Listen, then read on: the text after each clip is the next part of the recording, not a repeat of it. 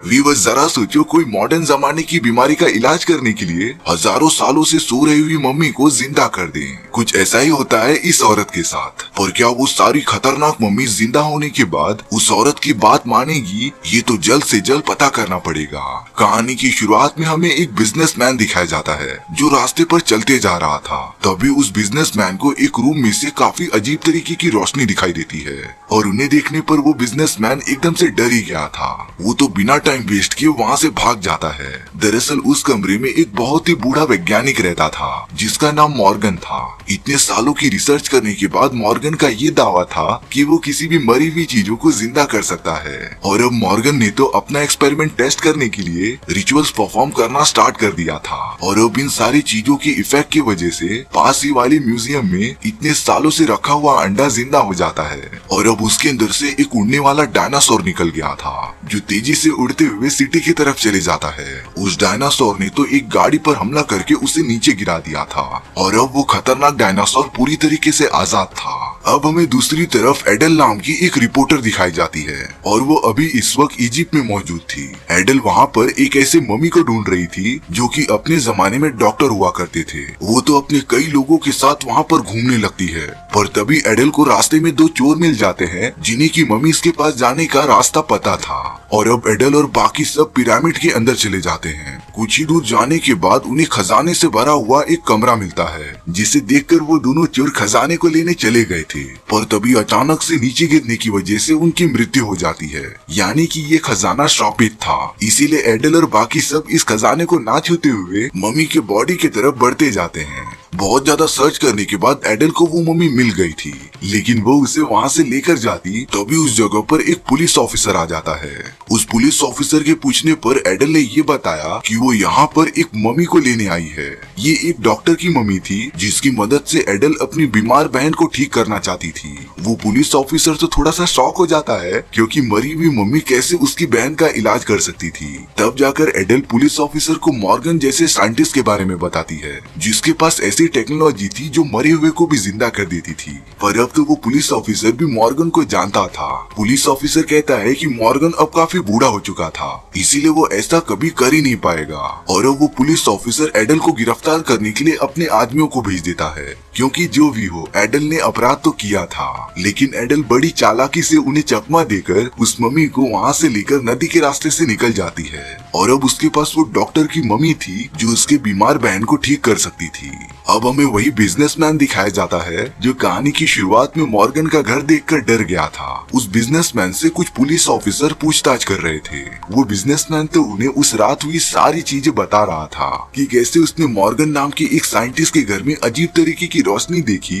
इतना ही नहीं, उस बिजनेसमैन ने तो वहाँ पर एक बहुत ही बड़ा डायनासोर भी देखा था। लेकिन बिजनेसमैन की इन सारी बातों का पुलिस ऑफिसर भरोसा ही नहीं कर रहे थे। उन्हें लग रहा था कि ये सबको बेवकूफ बना रहा है। ये सारी बातें ज्यादा ना फैले इसीलिए उन पुलिस वालों ने बिजनेसमैन को जेल में बंद कर दिया था। पर अब काफी देर हो चुकी थी। शहर में लगभग सारी जगहों पर उस डायनासोर के बारे में बात करना चालू हो गया था। अब तो सभी लोग इन सारी बातों से डरने भी लगे थे। जब ये बात वहाँ के पीएम को पता चलती है तब वो अपने हेड पुलिस ऑफिसर को चेतावनी देता है कि वो इन सारे रूमर्स को जल्द से जल्द खत्म करे। अब दूसरी तरफ हमें एक साइंटिस्ट दिखाया जाता है जो अपने एक असिस्टेंट जॉन के साथ उसी म्यूजियम में आ गया था। वो दोनों तो वहाँ पर उस टूटे हुए अंडे को चेक कर रहे थे जो सालों से म्यूजियम में पड़ा हुआ था।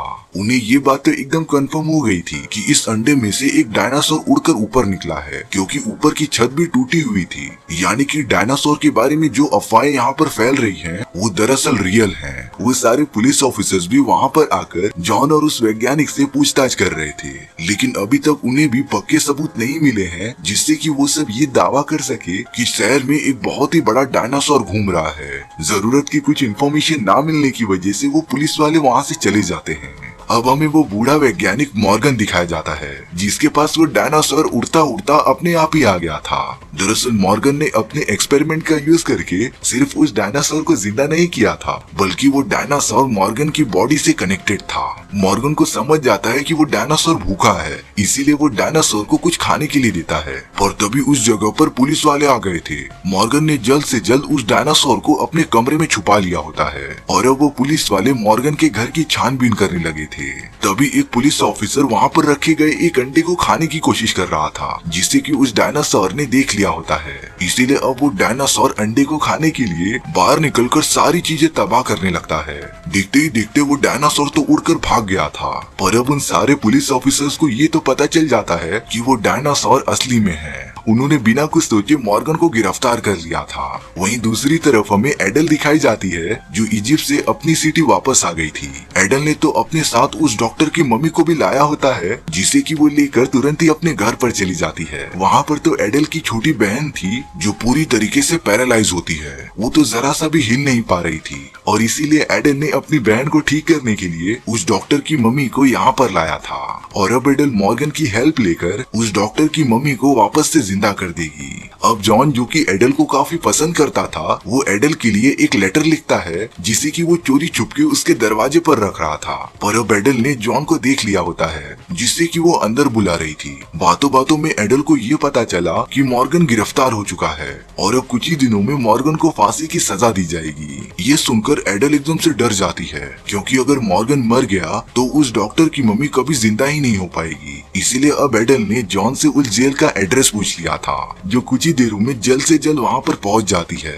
एडल ने तो खुद को एक वकील में कन्वर्ट कर लिया था, जो मॉर्गन के पास जाकर उससे बात करने लगी थी। मॉर्गन एडल को बताता है कि उसने अपने टेक्नोलॉजी का यूज करके एक मरे हुए डायनासोर के बच्चे को जिंदा कर दिया था। ये बात सुनकर तो एडल एकदम से खुश हो जाती है, क्योंकि मॉर्गन की ये टेक्नोलॉजी अभी तक काम कर रही थी। लेकिन मॉर्गन कहता है कि उसे कुछ ही दिनों में फांसी होने वाली है। एडल मॉर्गन को भरोसा दिलाती है कि वो उसे सही सलामत इस जेल से बाहर निकालेगी, पर ये सारी चीजें इतनी आसान तो नहीं होने वाली थी। अब वहाँ के जेलर ने एडल को पहचान लिया था, जिसे वो पकड़कर जेल से बाहर कर देते हैं। लेकिन एडल इतनी आसानी से हार नहीं मानने वाली थी। दूसरे बार एडल जेल में खाना बांटने वाले का कॉस्ट्यूम पहनकर अंदर जाती है, लेकिन उसके बहुत ही अजीब बिहेवियर की वजह से उन लोगों ने एडल को तभी भी पहचान लिया था।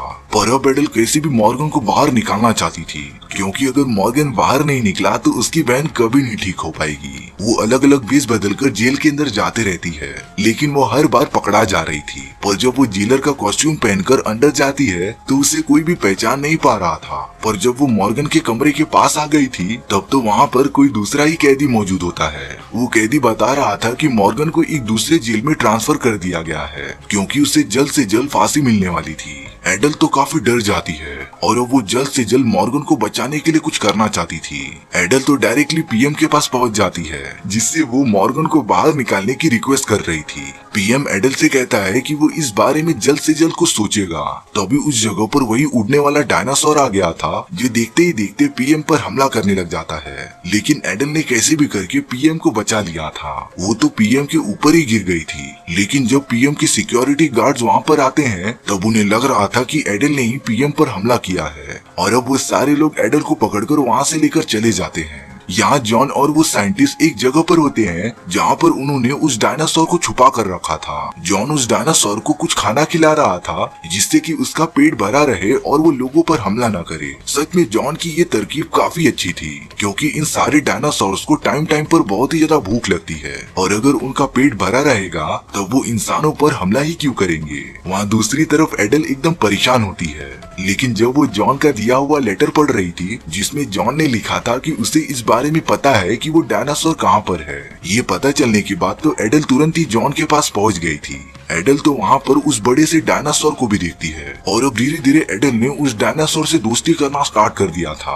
और अब एक दिन एडल उस डायनासोर के ऊपर बैठकर उस जगह की तरफ उड़ने लगती है, जहाँ पर मॉर्गन को फांसी दी जा रही थी। लेकिन सही टाइम पर एडल वहाँ पर पहुँच जाती है और मॉर्गन को अपने साथ उसी डायनासोर पर बिठाकर वापस जॉन के यहाँ पर लेकर आ जाती है। जॉन का वो सीनियर साइंटिस्ट मॉर्गन को काफी पहले से जानता था, यहाँ तक कि वो दोनों काफी अच्छे दोस्त भी हुआ करते थे। पर अब एक पुलिस ऑफिसर वहाँ पर आ जाता है, जिससे कि उस बड़े से डायनासोर को मारने की अनुमति दी गई थी। पुलिस ऑफिसर तो बिना कुछ सोचे उस डायनासोर पर फायर कर देता है, और अब डायनासोर को वो गोली लग गई थी। ताजुब की बात ये थी कि मॉर्गन को भी उसी टाइप की चोट लगती है। जैसा कि हमें पता है कि मॉर्गन ने जब उस डायनासोर को बनाया था तब वो सिर्फ जिंदा ही नहीं हुआ था बल्कि मॉर्गन के बॉडी से कनेक्टेड था, और अगर वो डायनासोर मर गया तब मॉर्गन भी नहीं बचेगा। सच में वो घाव इतना गहरा था कि मॉर्गन अपनी आखिरी सांसें ले रहा होता है।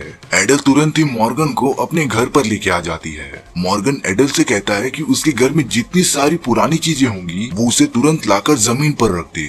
एडल तो जल्द से जल्द ये करना स्टार्ट कर देती है और अब मॉर्गन ने अपनी स्पिरिचुअल पावर का यूज करते हुए उन सारी चीजों को हवा में उड़ाना स्टार्ट कर दिया था।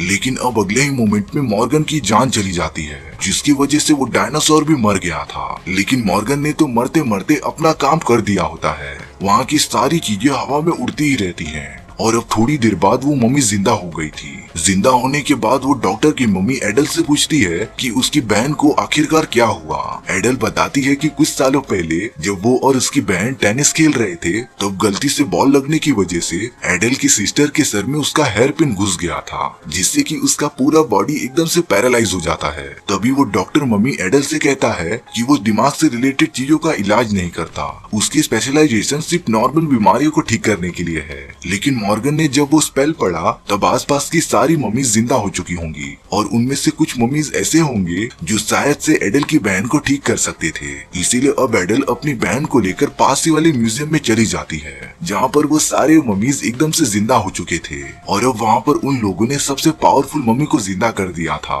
जब उन्हें पता चलता है कि एडल ने ही उन सभी को जगाया है तब वो सब एडल की मदद करने के लिए रेडी हो गए थे। अब एडल उन मम्मीज को अपनी बहन का इलाज करने के लिए कहती है। उन मम्मीज ने तो बिना टाइम वेस्ट किए अपनी एंशिएंट नॉलेज का यूज करते हुए एडल की बहन को ठीक करना स्टार्ट कर दिया था। और अब पता नहीं कैसे एडल की बहन एकदम से नॉर्मल हो जाती है। वो तो पूरी तरीके से एकदम हिल डुल पा रही थी, यानी कि उन मम्मीज के पास डॉक्टर्स का जो नॉलेज था वो बहुत ही ज्यादा यूनिक और पावरफुल होता है। और अब जब वो सारे मम्मीज एकदम से जिंदा हो गए थे तब वो एकजुट होकर निकल पड़ते हैं पूरी सिटी में सैर करने के लिए। सब कुछ नॉर्मल होने के बाद जॉन भी एडल के साथ अपने रिलेशनशिप को आगे बढ़ाता है और अब वो दोनों एक छुट्टी मनाने के लिए टाइटैनिक नाम के एक बोट पर जाते हैं। और इसी के साथ हमारी ये कहानी यहीं पर खत्म हो गई थी। सो व्यूअर्स, आपको ये स्टोरी कैसी लगी प्लीज कमेंट सेक्शन में बता देना। और अगर आपको मेरा एक्सप्लेनेशन 1% भी अच्छा लगा होगा ना तो वीडियो को लाइक एंड चैनल को सब्सक्राइब जरूर कर देना, क्योंकि सच में इससे मुझे काफी ज्यादा मोटिवेशन मिलता है आपके लिए इसी तरीके की मजेदार स्टोरीज ढूंढ कर लाने के लिए। तो मिलते हैं नेक्स्ट वीडियो में। सी या।